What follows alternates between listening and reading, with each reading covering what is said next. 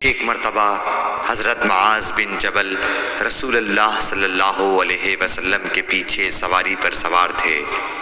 آپ نے فرمایا، اے معاذ، میں نے عرض کیا حاضر ہوں یا رسول اللہ۔ آپ صلی اللہ علیہ وسلم نے دوبارہ فرمایا، اے معاذ، میں نے عرض کیا حاضر ہوں اے اللہ کے رسول۔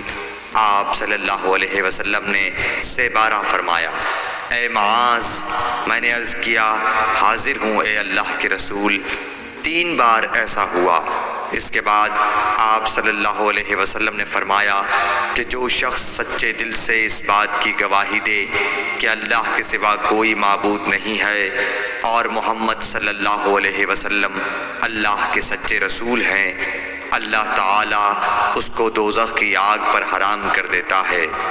میں نے کہا، یا رسول اللہ، کیا اس بات سے لوگوں کو باخبر نہ کر دوں تاکہ وہ خوش ہو جائیں؟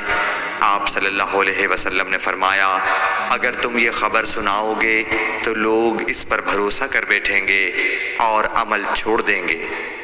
صحیح بخاری حدیث نمبر 128۔